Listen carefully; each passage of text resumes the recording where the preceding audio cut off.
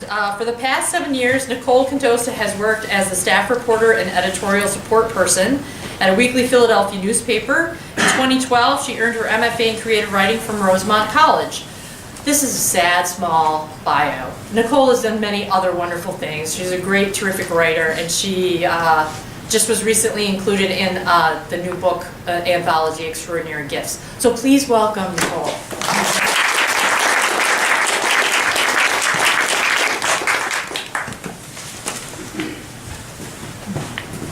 Hi everybody. Thanks a lot for inviting me to come. It's been a while since I've been to Rosemont.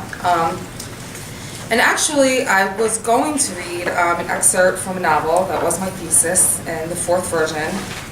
And I was trying to find something that would fit the 10-minute time frame that summed up the plot and conflict and everything else. And then I thought, this is very timely. The party was on Saturday. It was a lot of fun.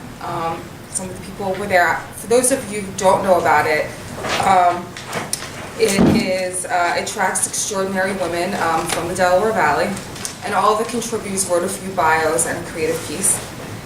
So what I'm going to read tonight is the bio I wrote on Alice Neal, followed by the short creative piece. Many remember Alice Neal as the artist who painted Andy Warhol in the swinging 1960s. But Neal, who moved to Greenwich Village in 1927, was an original bohemian. Neal spent her time painting, pursuing a non-traditional life with the village's non-conformist poets and artists. Neal hailed from the affluent Philadelphia suburbs. She was born in Marion Square and, like Jessie Wilcox Smith, studied at the School of Design for Women, founded by Sarah Worthington Peter. After graduating, Neal lived in Havana for over a year before settling in the village, then Harlem.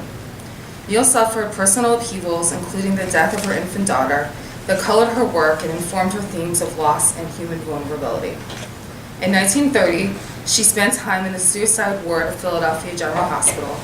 A year later, Neal recaptured the experience in a pen and paper portrait. Unlike many artists, Neal's style did not change with the times. Throughout her career, Neal painted candid, intimate portraits.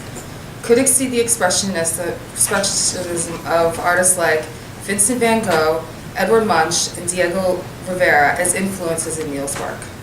Neal continued to paint in this style even after it went out of vogue in the post-World War II era. Although Neal lived in relative obscurity until the 1960s, she was able to earn a living with her art. During the Depression, Neal worked for the Works Progress Administration, capturing scenes chronicling the lives of striking workers, impoverished families, and the homeless. Many credit Neal's emergence as a celebrated artist late in life with changes in society. Some attribute this to the women's movement of the 1960s, while others note the art world's return to interest in the human form. Besides Warhol, Neal painted several other large-scale yet inventive portraits of artists, including Frank O'Hara, Faith Ringgold, and she even painted her own self-portrait at the age of 80. Okay. Before I read my flash speech, I wanted to show the painting that accompanied it. It was painted by Wilson Tavir, is that his last name? Who's an amazing artist and was really instrumental in this book, along with Tara Smith, and Carla Sotero, and Tori, and a million other people.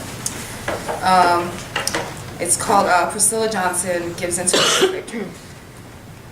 Tom tells me to smile one more time, I'll scream. And if he tells me to be happy because I'm a pretty girl, that's it, I'll leave. I've already sat here rigid with resentment for the last few hours. He tried to rationalize losing my life savings on his Follies production. What idiot gives her money to a man she just met? But he took me to Minsky's old place. He traded jokes like an old vaudevillian for cocktails. Maybe he was watching him earn money on the spot as a performing artist. Maybe it was the setting. The Winter Garden has a rich history as a former burlesque hall, before LaGuardia abandoned 20 years ago. Besides occasional paint jobs and structural repairs, very little had been done to rehab the venue. Wooden beams supported its high ceilings. It was a cold night in January. The upstairs became so drafty that people huddled under their coats for warmth. What a faded relic. Then they played the flick. It was the Gershwins. Sitting in the balcony under the darkened lights, it wasn't a stretch to imagine the showgirls, the comedians like Abbott and Costello decades before. I remember my mother telling me that it had been a favorite haunt of her brother's after he could work at the clerk's office in the 1930s. And I'd always romanticized what it must have been like for the performers traveling from town to town for a series of one-night stands. Those performers had survived on their talent alone. My limbs burn with romantic fervor. I've danced my entire life. That happened last week. Tom planned to revive the art form through a cross-country tour.